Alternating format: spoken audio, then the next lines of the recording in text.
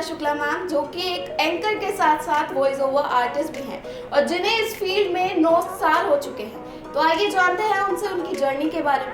Guest lecture की series में हमारे साथ आज मौजूद हैं मिस निवेदिता शुक्ला मैम। तो सबसे पहले तो मैम आपका बहुत बहुत स्वागत है आइए हमारे ग्रुप ऑफ इंस्टीट्यूशंस की तरफ से। तो मैम मैं सबसे पहले आपसे ये जानना चाहूँगी कि कब और कैसे आपका इस इंटरेस्ट बढ़ा इस फील्ड को लेकर। सबसे पहले तो मैं आप लोगों को थैंक यू बोलना चाहूँगी कि आप लोगों ने मुझे इनवाइट किया, के लिए थैंक यू। और बाकी जहाँ तक रही मेरे इंटरेस्ट की बात, तो मेरी फैमिली में कोई भी नहीं था इस बैकग्राउंड से, मीडिया बैकग्राउंड से कोई भी नहीं था। मेरा इंटरेस्ट मैं जब 9th स्टैंडर्ड में थी तभी से हो गया था कि मुझे इस फील्ड में जाना है।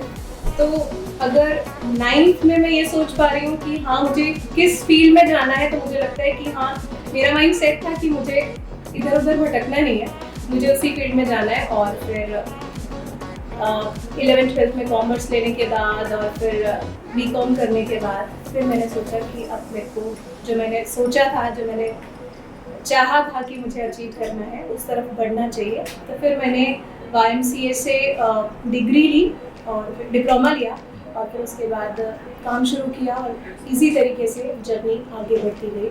और आज 9 इयर्स का एक्सपीरियंस हो गया मुझे इस फील्ड में। I am very happy. Okay ma'am, आपके एक्सपीरियंस के बारे में और कुछ आप बताना चाहेंगे? एक्सपीरियंस ऐसा रहा कि खट्टे मीठे एक्सपीरियंस हर फील्ड में रहते हैं, यहाँ पे भी रहे। लेकिन मुझे ऐसा लगता है कि अगर आप अच्छे हैं तो लोग भी आपको अच्छे मिलते हैं, क्योंकि फिर वेवलेंथ आपकी उन्हीं लोगों के साथ मैच करती है। और जब आप सबसे अच्छे से ट्रीट करते हैं, सबसे अच्छे से बात करते हैं, पेशेंटली काम करते हैं, अपने काम पे फोकस्ड रहते हैं, तो मुझे लगता है कि कहीं पे भी कोई दिक्कत होनी नहीं चाहिए। मेरा एक्सपीरियंस मैंने छोटे छोटे चैनल्स में भी काम किया, मैंने रिपब्लिक भारत में भी काम किया और रिपब्लिक भारत का मेरा एक्सपीरियंस बहुत अच्छा था। अभी मैं यूट्यूब चैनल में काम कर रही हूँ जिनके 16.8 मिलियन सब्सक्राइबर्स हैं इन न्यूज़। और ये मेरे लिए एक प्राउड फीलिंग है कि मैं खुद को यहाँ तक ला पाई। लेकिन हाँ, ग्राउंडेड रहना ज़रूरी है, क्योंकि जो सक्सेस है वो दिमाग पे नहीं चढ़ी थी। तो मैम आने वाले जो स्टूडेंट्स हैं जिनका वॉइस ओवर आर्टिस्ट बनने में इंटरेस्ट है, तो आप उनको क्या टिप्स देना चाहेंगी कि वो क्या करें?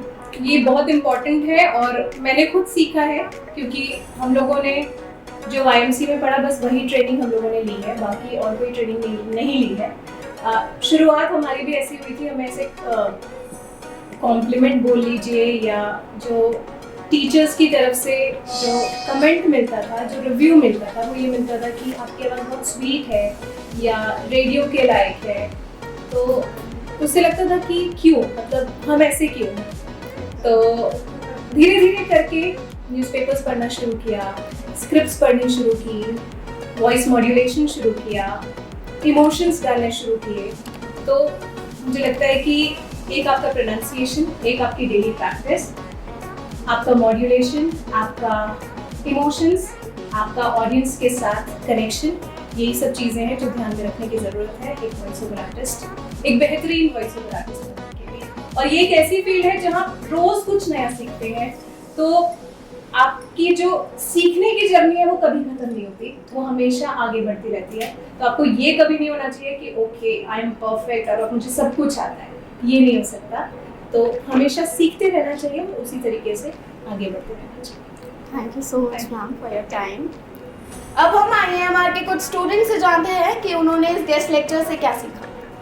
आज हमारे कॉलेज में गेस्ट लेक्चर हुआ है और अब हमारे साथ मौजूद हैं कुछ स्टूडेंट्स BAJMC के। तो मैं उनसे जानना चाहूँगी कि उनका एक्सपीरियंस और रिव्यू क्या है इस गेस्ट लेक्चर को लेके, जो कि मिस निवेदिता शुक्ला मैम के द्वारा दिया गया है। तो सबसे पहले मैं शिफाली से जानना चाहूँगी कि आपका क्या एक्सपीरियंस रहा है गेस्ट लेक्चर में। बिल्कुल, जो हमारा गेस्ट लेक्चर हुआ था उसमें मैम ने मुझे बताया कि मतलब जो भी हमारी स्क्रिप्ट होती है उन्हें किस तरीके से हमें रिप्रेजेंट करना है, कौन से वर्ड्स का हमें हाइट लेके जाना है, कौन से वर्ड्स में हमें इमोशंस डालना है। और इसके जो भी स्क्रिप्ट हमारी हम रिप्रेजेंट कर रहे हैं उसमें जो वॉइस ओवर रहता है उसमें इमोशंस का ही ज़्यादातर वो होता है, तो हमें उस चीज़ों को फील करना पड़ेगा तभी हमारा वॉइस ओवर अच्छा होगा।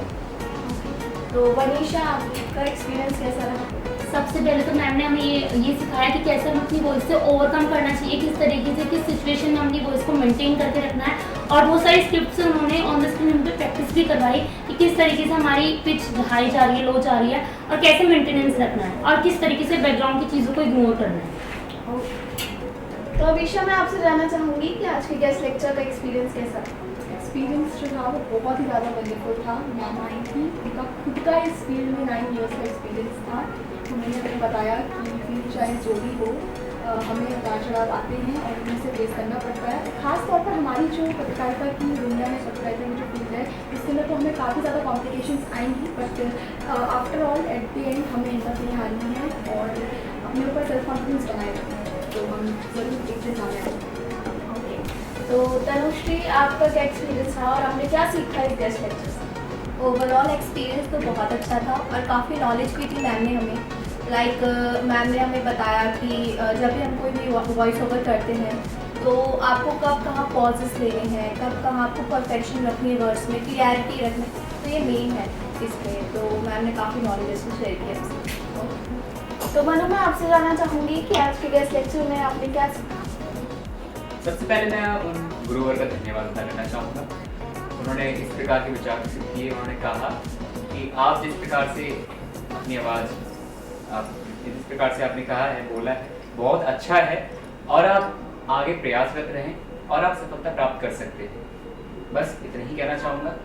और उन्होंने कहा कि तो सफलता प्राप्त कर सकते हैं क्योंकि अन्य प्रकार की ऐसे बाधाएं आएंगी और आपको रोकेंगी, परंतु आप रुके ना और अपने आप पर ध्यान दें और अपनी सफलता दें। अब पीयूष, मैं आपसे जानना चाहूँगी कि आज का गेस्ट लेक्चर आपको कैसा लगा और आपने क्या सीखा? आज का गेस्ट लेक्चर कुछ ज़्यादा ही अच्छा था। उसमें काफ़ी चीज़ों को हमने बढ़ना पड़ेगा, तो कॉम्प्रोमाइज़ करना पड़ेगा काफ़ी चीज़ों को। अगर आपको वॉइस आर्टिस्ट बनना है तो ठंडी चीज़ खानी बंद करनी पड़ेगी, उसमें बेटर रहेगा आपके लिए।